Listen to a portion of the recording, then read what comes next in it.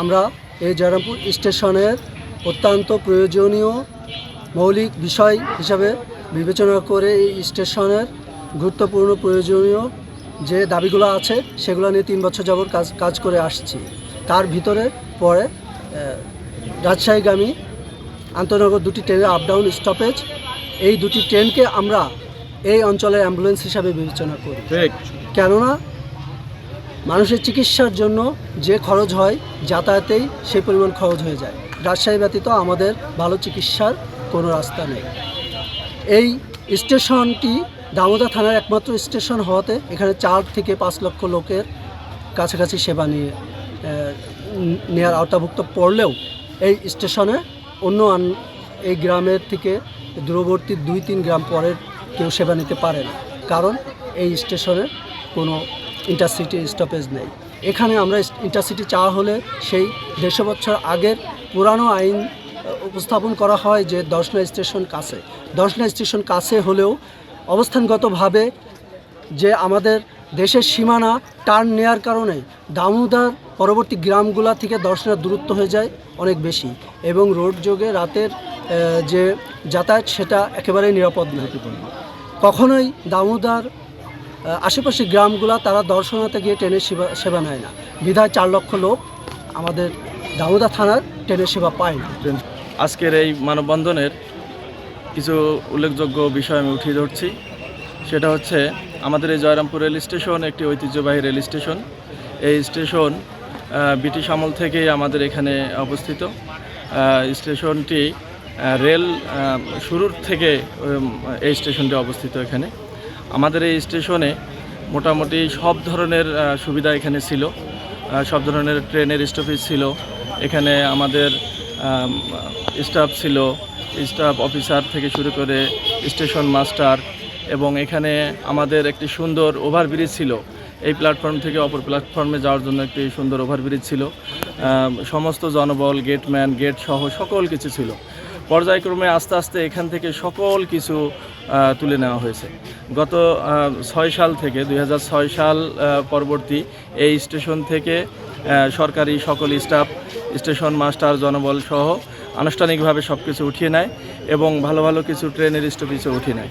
এখানে আমাদের জয়রামপুর গ্রামে প্রায় 4 থেকে 5 লক্ষ জনগণের বসবাস। এই স্টেশনের মাধ্যমে তারা বিভিন্নভাবে উপকৃত হতো। ঢাকা, রাজশাহী থেকে শুরু করে বাংলাদেশের বিভিন্ন প্রান্তে, রাজশাহীতে চিকিৎসার জন্য যায়, ঢাকায় ব্যবসার কাজে যায়, বাংলাদেশের বিভিন্ন জায়গায় এই অঞ্চলের মানুষের কৃষিপণ্য এই ট্রেনের মাধ্যমে যাতায়াত করত। কিন্তু এই স্টেশনটি এখন বন্ধের উপক্রম। আমরা বিগত কিছু আন্দোলনের ফলে আমাদের এখানে গেটম্যান দেওয়া হয়েছে, ঢাকার নকশিকাতা একটি এক্সপ্রেস দেওয়া হয়েছে স্টপেজ, এবং রকেট, মহানন্দ 2টা স্টপেজ আছে। তা আমরা চাচ্ছি, যেহেতু এই অঞ্চলের মানুষ অত্যন্ত নিরীহ, গরিব, এরা রাজশাহীতে চিকিৎসার জন্য বাই রোডে বা অ্যাম্বুলেন্সে তাদের অনেক অর্থ অপচয় হয়। সেটার জন্য আমরা রাজশাহীতে চিকিৎসার জন্য এই অঞ্চলের মানুষ যেন যেতে পারে, এজন্য সাগরদাড়ি এবং কপোতাক্ষ এই দুটো স্টপেজ, এই দুটি ট্রেনের স্টপেজ আমরা আমাদের জোর দাবি। জয়রামপুর রেল স্টেশনের যে অবকাঠামো উন্নয়ন এবং লোকবল নিয়োগের বিষয়ে যে আন্দোলন চলছে, সেটা দীর্ঘ 3 বছর ধরে প্রায় আন্দোলনকে আমরা চালিয়ে নিচ্ছি। আমাদের আরও কিছু যে দাবিগুলো আছে, আপনারা পিছনে খেয়াল করছেন একটা পরিত্যক্ত ভবন। এই পরিত্যক্ত ভবনটি শুধু লিখে দিলে হলো না, ঝুঁকিপূর্ণ, এটা অপসারণ হওয়া জরুরি।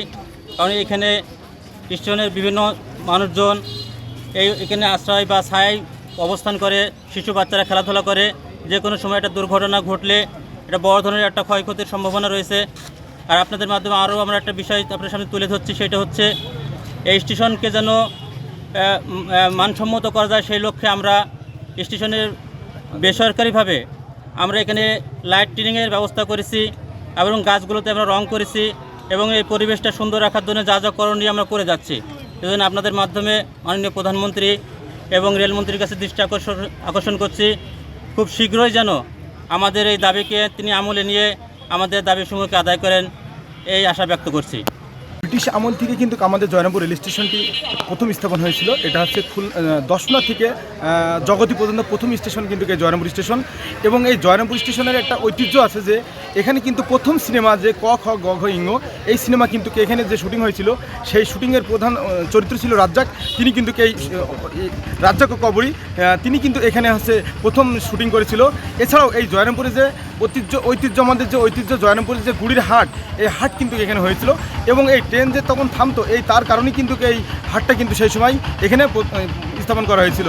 তো কালের বিবর্তনে ক্ষয় হয়ে যাচ্ছে আমাদের স্টেশন, এখানে কিন্তু কোনো উন্নয়নমূলক কার্যক্রম সেই তারপর থেকে কিন্তু ঘটেনি।